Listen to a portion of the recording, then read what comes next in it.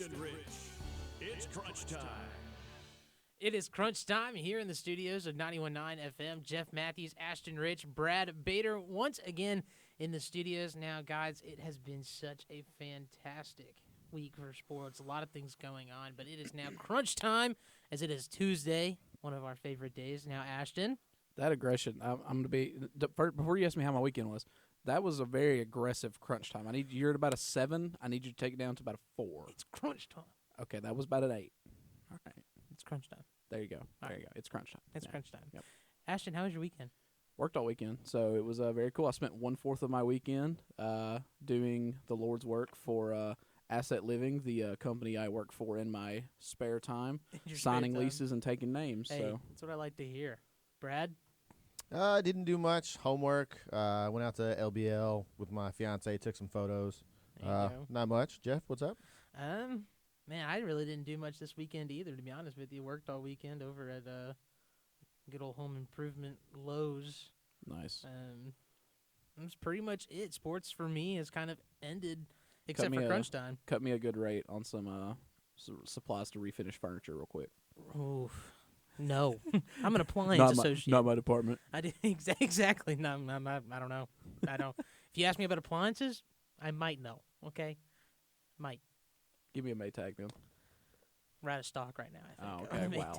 Well, what are you even good for at this point? I'm really good at loading appliances. So, nice. I think that's what my something role that literally is. anyone can do. Pretty much, yeah. If you can walk or if you can lift anything, you can do my job. I mean, to be fair, not everybody can walk and lift. So That's a true statement. Be grateful for what we got. Mm. So let's be grateful for the sports we're going to get talking about right here. Austin Peay football versus Eastern Illinois. I mean, what a game.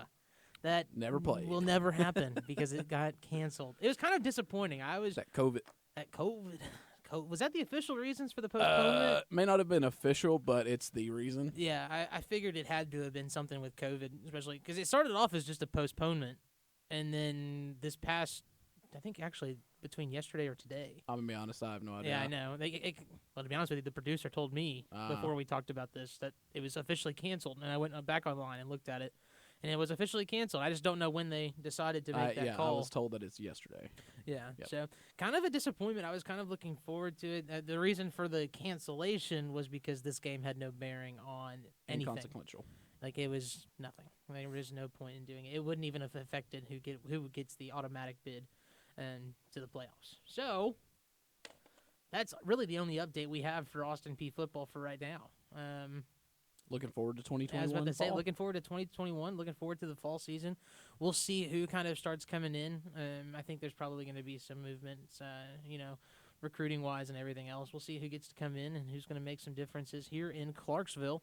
Over into the Diamond side of things, I know, Ashton, this is your favorite topic. Oh, yeah. Austin Peay baseball, as of right now, sitting at 10-19 on the season, so definitely having some struggles. Looks like maybe it could be just some bad work that they need to get going. Not 100% sure. They're 7-8 in the conference play.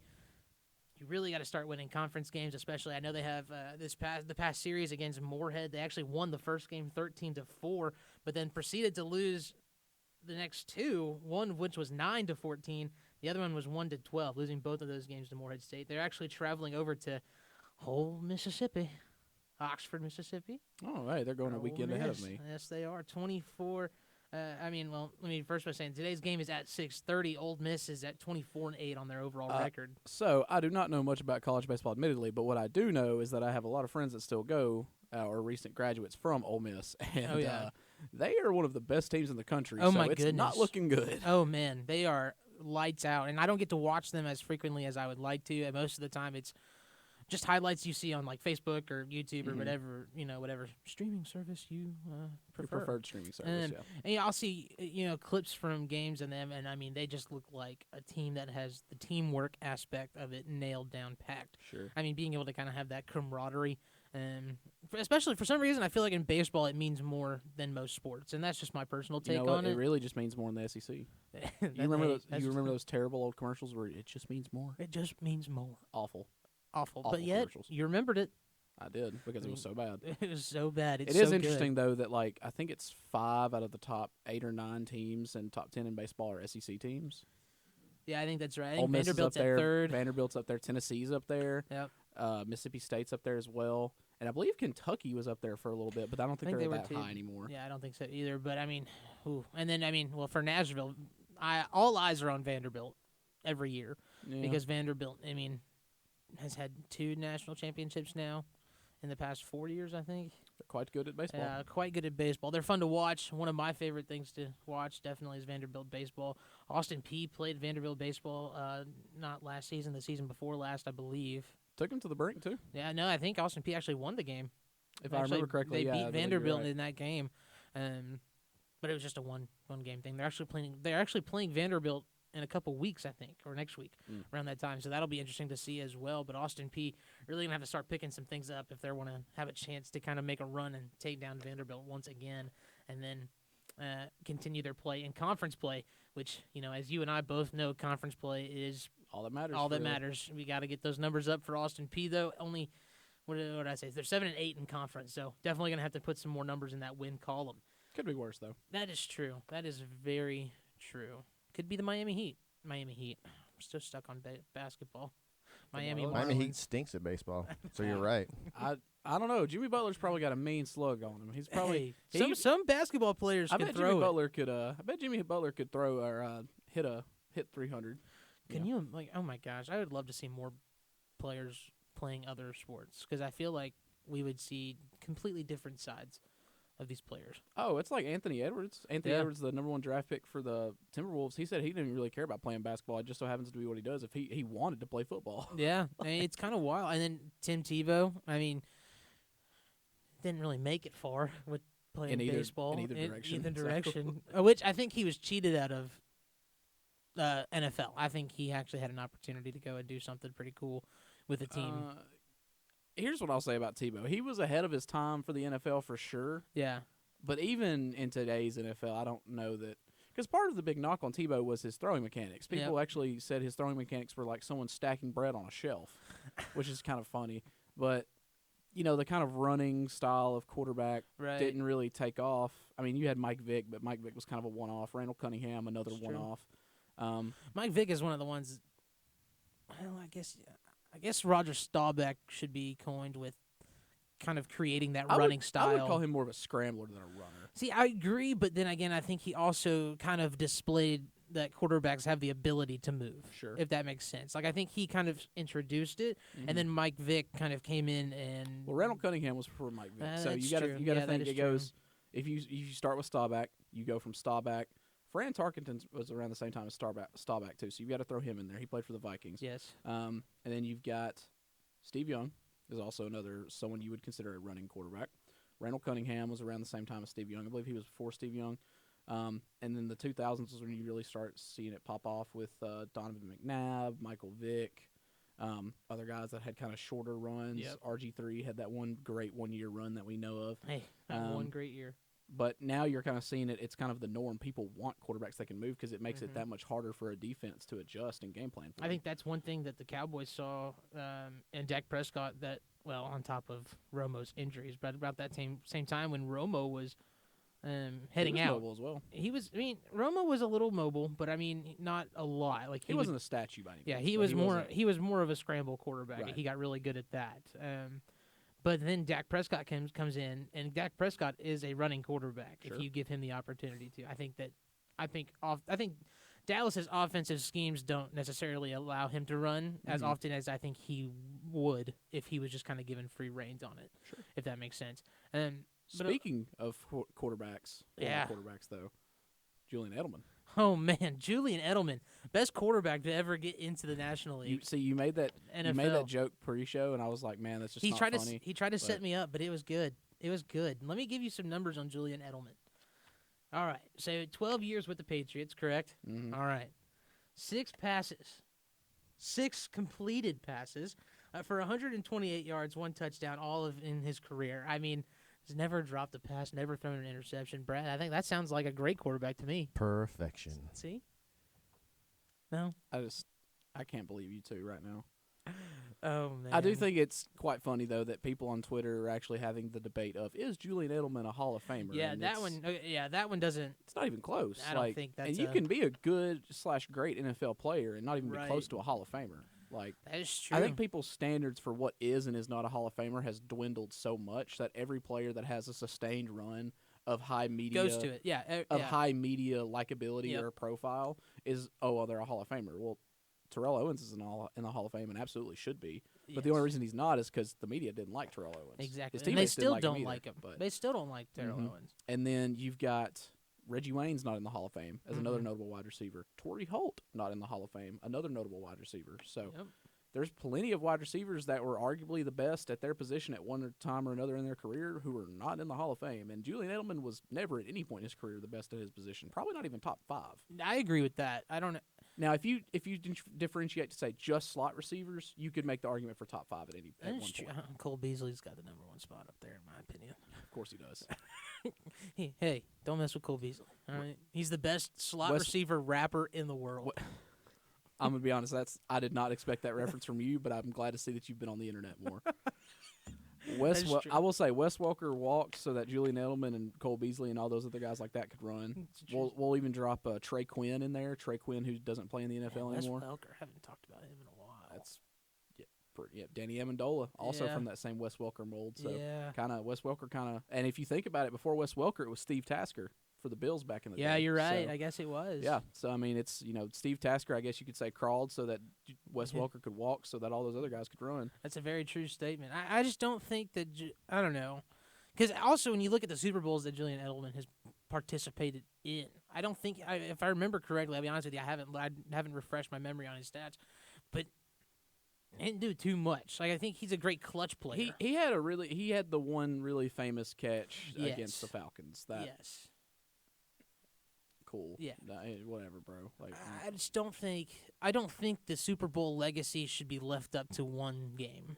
No. Or it should be left up to a few clutch moments. Sure. And I would go so far to say is that while Super Bowls certainly should influence, I think Super Bowl is more important for coaches and quarterbacks when deciding Hall of Fame. Because as a wide receiver, my logic here is as a wide receiver, you're ultimately tied to who your quarterback is and what your offensive scheme is. There's almost no wide receivers that can break that. Allen Robinson, as an example, has been a recent example of one who has played excellent through terrible quarterback play for his entire career. Mitch Trubisky is arguably the best quarterback he's ever had. Whew. Yeah, because he was in Jacksonville. He had Blake Bortles. We know how that went. Ooh. Yeah. And then comes to Chicago. Who does he get? Mitch Trubisky. Now does he have Andy Dalton? So I guess you could, you could technically say Dalton is the best one. I will say this on record, and I think I may have said it before. Andy Dalton is probably one of the most underlooked at quarterbacks or underappreciated quarterbacks. Don't get me wrong. I don't think he is I don't think he's a Russell Wilson. I don't think he is a Tony Romo. I don't think he's a Dak Prescott. I don't think he's a Peyton Manning. I don't think he's a great quarterback. However, he took the Bengals to the playoffs on multiple different occasions. Never won, though. Never won, right? But neither did Romo, and Romo is nearly hailed as the best quarterback to never get a ring. That's true, but Romo also, if memory serves me correctly, the Cowboys never particularly ever had like a good defense when they had Romo. They had some good defensive players. It was always weird with the Cowboys. They always had a really good unit. They never had a really good unit. They had a couple of like really good players. Like the offensive line stayed stacked. Right. That was the consistent part of the Cowboys for a long time. But what would happen is we'd have a great O-line. We wouldn't have the outside talent on the offense, or the defense wasn't doing trust me, well. I can remember when Miles Austin was y'all's best receiver. We don't talk about those dark moments. I can remember those days. I can remember Marion Barber. I liked Marion Miles Barber. Austin. Marion Barber. Hey, Marion Barber was good. He was awesome. Marion the Barbarian, he could play. He was wild. And then we had Pac-Man Jones for a while. I remember Pac-Man. And that was kind of insane. I remember when we signed him, and everyone, like, that I knew that were Cowboys fans were kind of like, "Is this a good idea? Do we like?" People this just hate on idea?" Pac-Man because he likes to have a fun time. Likes to have a good time, and that's it. That's all it was. He played well. I mean, he wasn't show-stopping, but he played well. Played well. And then to go back to what I was saying is, I just don't think that I think you should give a lot of credit for Andy Dalton. He also went to a team that had their number one quarterback injured. I'm talking about the Cowboys now, his latest stint for the Cowboys. And he went to that team. He had an offensive line who I could make the argument didn't even care about him. The offensive line for the Cowboys this past season was certainly not good. I will give you that. Well, they weren't good, and then also no one protected, helped, or anything Andy Dalton when he got hit with that concussion hit. I forget who hit him, but I mean, I think for somebody to go into a team where nobody has shown interest in you, you're now the number one starting quarterback, you're now QB1, your offensive line lets you get hit like that and has no retaliation to it.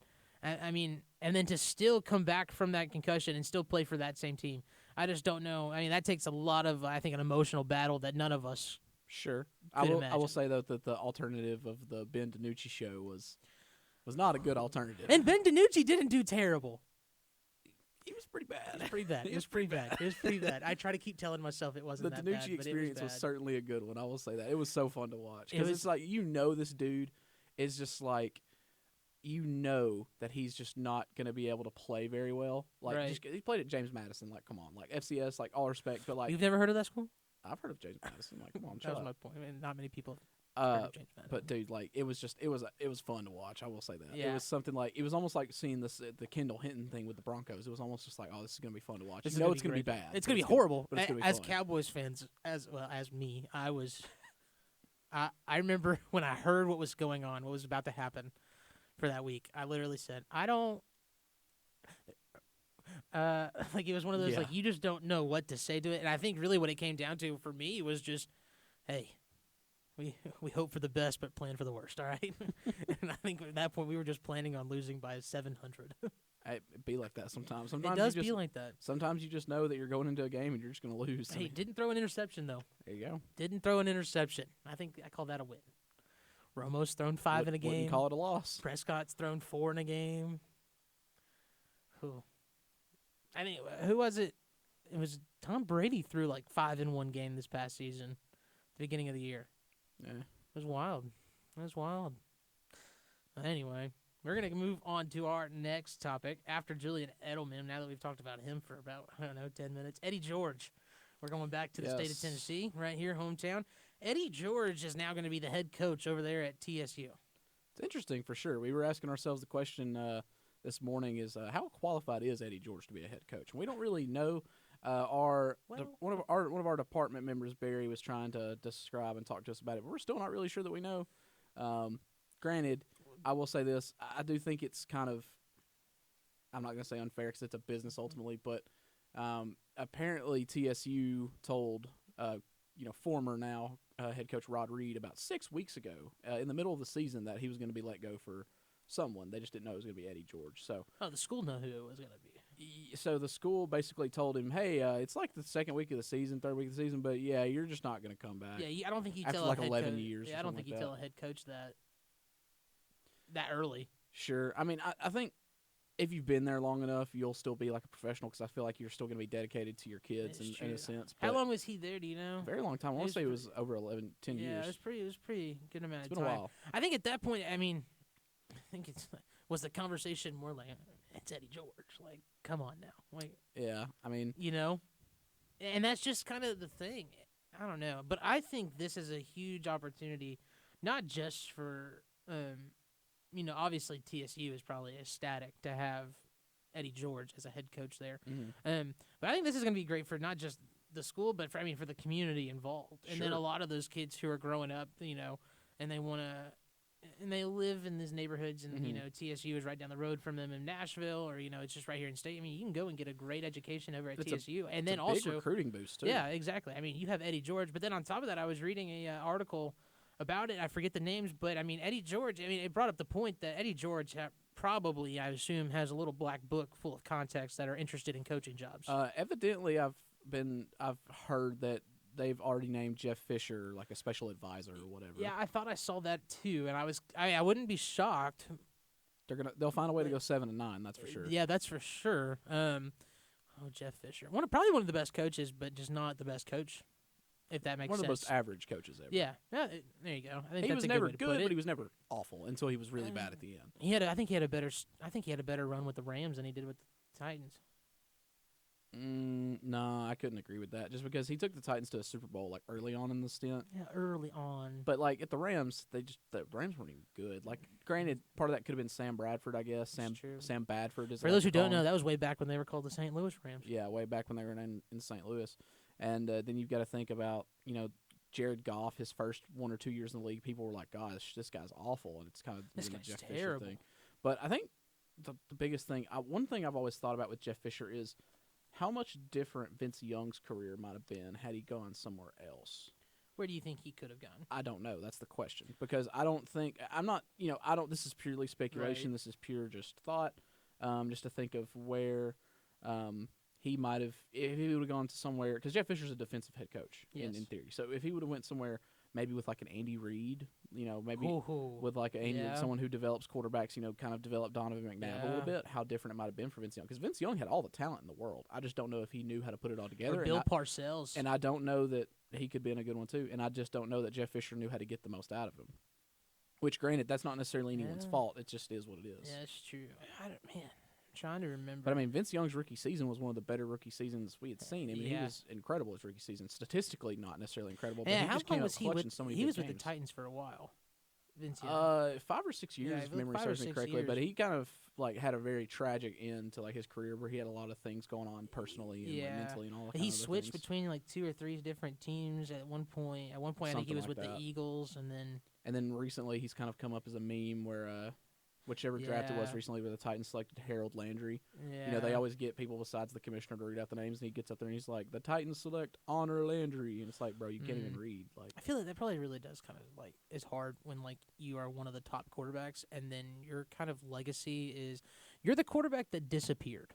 Yeah, like you're like that is kind of like when you say Vince Young, that's exactly what I thought of. I was like, kind of disappeared. Yeah, like where did he go? We had the running quarterback discussion literally just on the show earlier, and Vince Young didn't even come to mind for me. Yeah, no, didn't because but he is he was a running quarterback. Yep. I mean, he did fantastic, and then when he was over with Texas, I mean, it was incredible. If you think about kind of what Deshaun Watson is and has been, Vince Young was kind of that for the Titans in a sense. Except if I remember correctly, Vince Young had a much better athletic profile. Not to say Deshaun's is bad, but Vince Young. I mean, you got to think that Vince Young was big. That game, that Rose Bowl game against USC, is still one of the best college football games of all time. Oh yeah, absolutely. And I would argue. So if you've seen it, I saw this highlights of it the other day. The Louisville-Clemson game from the year where Lamar Jackson and Deshaun Watson both came out in the draft, I think is probably, if not the best, probably top 3 college football games of all time. Wow. If you've seen the game, I watched it live, and it was just one of the most incredible games I'd ever seen. Because Lamar, like, Deshaun had all the weapons and, like, obviously is super talented himself, but Lamar almost took down Clemson by himself pretty much. It was incredible how good Lamar Jackson was in college, and people really thought he couldn't play quarterback in the NFL. Yeah, I forgot that was even a question.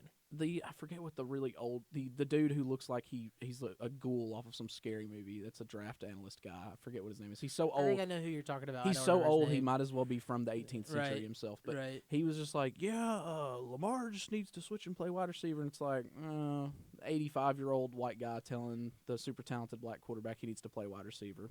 It's just not a good look. Yeah, not a good look at all. It's not a good look. Brad, what's your favorite college football game? The one of the Unicorns versus the Mermaids. That's actually my favorite one. That one was an old one. That one's kicking it all the way back to like 1700s, I think. Maybe. I think mine's got to be Michigan versus Appalachian State. Okay. That was just a fun game to watch. I'm not old enough to remember watching that game if I ever watched it, but I think I don't even remember if I was old enough, but I remember watching it. That was in 2007 though.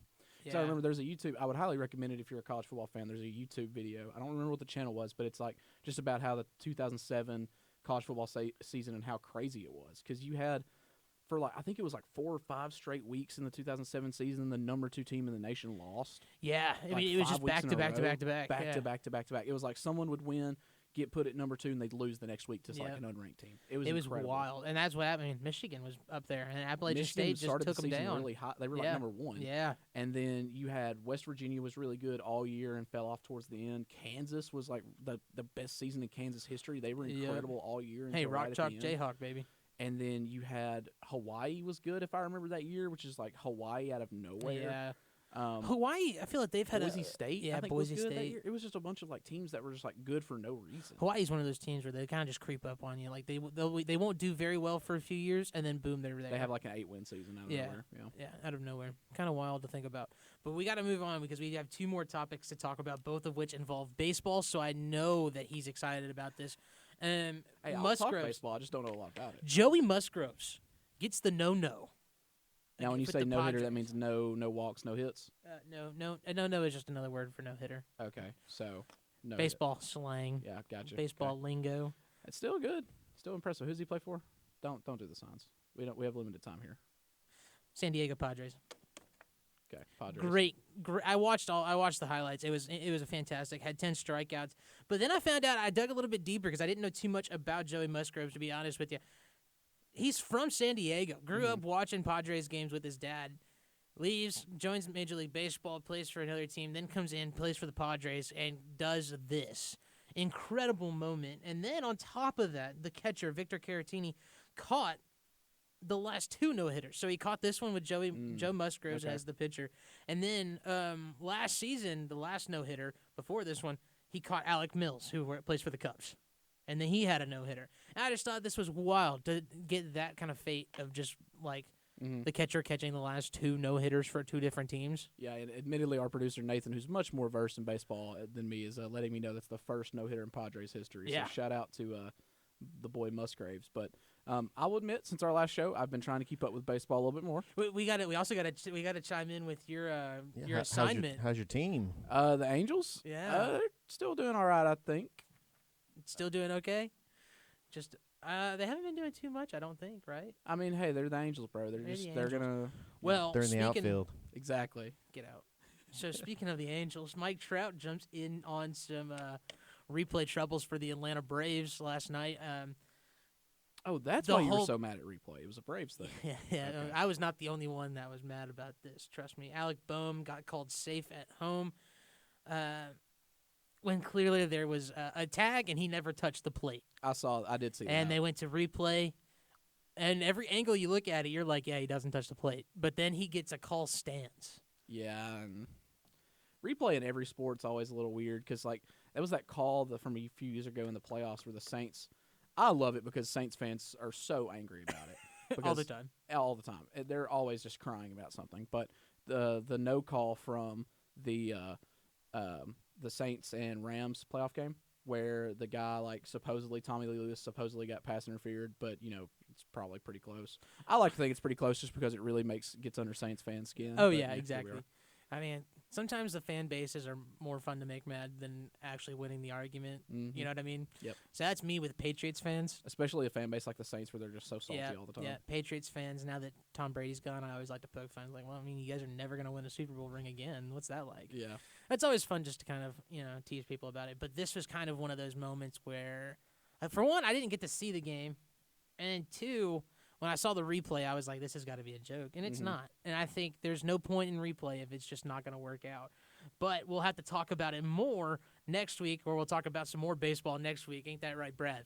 Oh, yeah. All right. So that's going to do for us this week here on Tuesday. Jeff Matthews, Ashton Rich, Brad Bader. Join us next week on Crunch Time.